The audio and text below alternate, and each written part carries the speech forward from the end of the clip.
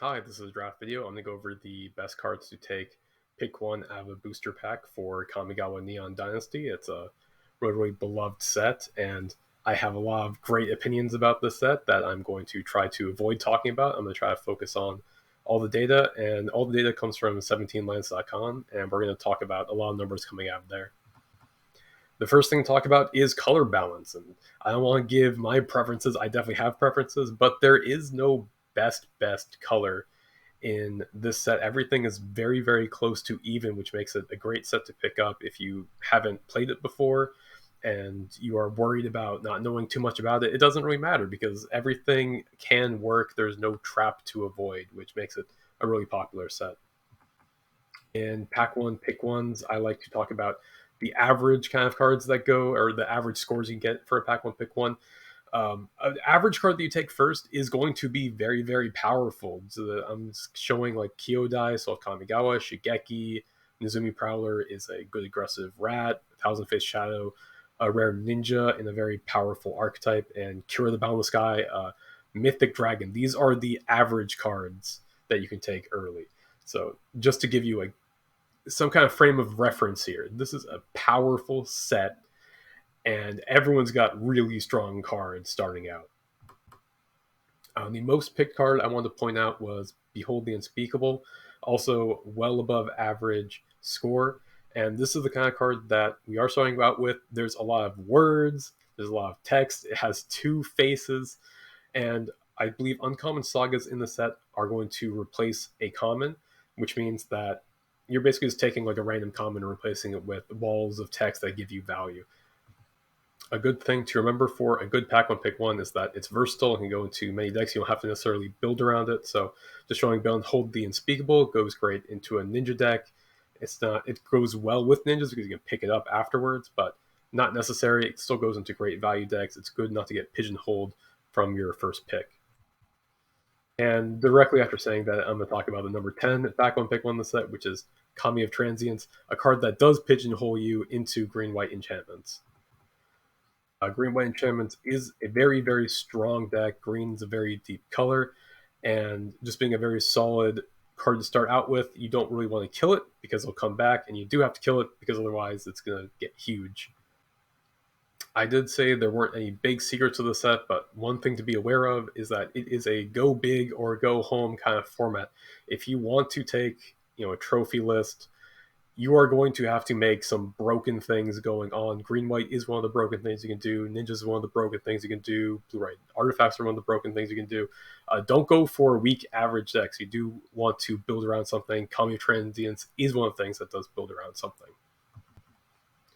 Junji, the Midnight Sky, is a mythic dragon, 5/5 flying menace, and then has some abilities when it dies as well, so you don't want to kill it. Being a black mythic is always a great thing to be because black is more controlling. It makes the game slower. There's a lot of ways to recur things in black generally. It's not necessarily true in this set. In this set, I think green's the best at recurring, so green-black is a great place to be if you get Junji. And otherwise, it's still good to have a slower deck where you can take advantage of him. And if you do have a faster deck, it's still fine because he's huge and he flies and he has menace, so you can end games very quickly. It's a very versatile card. It earns the number 9 spot pretty cleanly. Number 8, bit of a surprise, Network Disruptor. Common 1/1 that taps a permanent when it enters the battlefield. So the reason why this card is so good and moved up on everyone's list is that it's very irreplaceable just as a card that turns on all of your ninjas. It is one of the scarier cards just in general because it can take blockers out. So I looked at a lot of the trophy lists for this card, and I assumed all of them would be ninjas. That's just not true. It goes great into aggro decks just for removing a blocker and getting in 5 damage that you otherwise wouldn't get because of this thing, and leaves back a body as well. Number 7 is Virus Beetle, one of the low-key scariest cards in the set. Being a cheap artifact with an ETB is great for sacrifice. And it's also very powerful with ninjas because if you pick them up, you can replay it, make them discard a card again. This card basically says must be blocked if able. I have traded cards with this Virus Beetle because I am so terrified of it. It might seem kind of strange that it's in the top 10. If you've played the set a lot, you understand why. In the same space at number 6 is Circuit Mender. It's a 3-mana 2/3, gains life when it enters, and then draws a card when it leaves the battlefield. Very, very key phrase right there.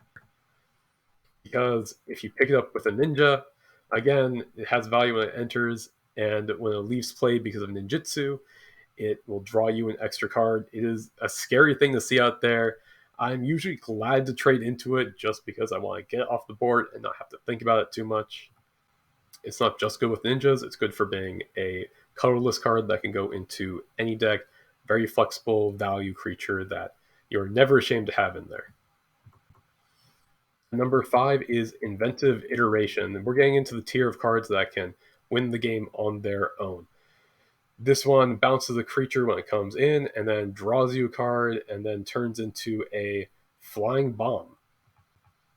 And because it's so strong, and you can just save bad decks, it goes into everything. It's very easy to splash. You should try to slot it everywhere that you can if you can feasibly cast it, just because it does so many things. Good when you're aggressive, good when you're controlling. That's exactly what for a pack one, pick one. At number 4 is Kaito Shizuki, the blue-black planeswalker with the cool ability that it phases out the turn that you play it, which means it loses the main downside of a planeswalker, which is that it's vulnerable to being attacked as soon as you play it. You will be able to put up defenses for it and save it, and it's just one of these cards that does kind of run away with the game and doesn't have a lot of weaknesses. Being blue-black is also a great place to be. I think I talked earlier about black mythics are great because it's a more controlling format. Blue decks also get to draw a lot of cards, so you get to see it more often than most other decks. And just to like phrase how powerful this card is, it's good enough to be splashed, which is why it makes the top 10. I think it's the only multicolor card on the top 10. It's strong enough to get rid of the weakness that it kind of pigeonholes you. And it's not even that much of a weakness because blue-black is a great color combination in the format also. Number 3 is the Wandering Emperor. She's 3 loyalty planeswalker with flash. Works a lot like Kaito, where he's missing the vulnerability of a planeswalker because you will get to activate it twice before they can attack, essentially, and you'll have full mana up to protect it. She's one of the more defensive cards for white. I'm not sure if I would consider white to be a defensive color in Kamigawa, but that works out pretty well because no one else really wants the defensive white cards. So you get to get those, you get to pick those up late for free. And if you do want to be like a more aggressive deck, the Wandering Emperor is still really good when you cast her on your turn as well. She's basically a combat trick that pumps up a creature and gives it first strike, and then they have to attack into it, and then you get to kill them. And it's not like they can leave it behind because it's just that powerful. It plays really, really strongly, earns the number 3 spot. And talking about earning their spots, Fable the Mirror Breaker is number 2, narrowly missing out number 1, I guess. This, everyone who's played Magic in competitive spaces understands how good this card is.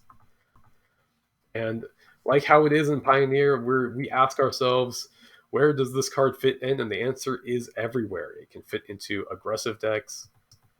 It can fit into splash decks where it's almost justifiable because it makes treasures. I'm not sure if that logic works, but the fact is that you can still splash for it and it works out great. And you can also just play it, if you're making a very synergy-based artifact sacrifice deck, is there room for Fable the Mirror Breaker? Yes, there is, because it's that powerful. At number 1 is Jugan, Defense of the Temple, another very, very, very powerful mythic. Usually I've noticed the number 1 spots are almost always colorless, but for this one, Jugan is strong enough that he just comes out on top. Jugan doesn't ask that much of you other than that you can cast him, and if you could please have a 2-drop, he really enjoys that. Even if you can't cast him like very reasonably, he's still strong enough to be splashed because he provides so much value and he turns into probably the strongest backside of a saga in this entire set. And beyond just being powerful enough to be splashed into every color, it's good enough that it can carry some of the weaker archetypes that there are, like red-green. It leaves you super flexible. You can do whatever you want, exactly what you expect for the best pack one, pick one in the set. And if you got to the end of the video, thank you for watching. Please, good luck on your Kamigawa drafts. And if you're just watching this for fun, good luck and have fun. Thanks for watching.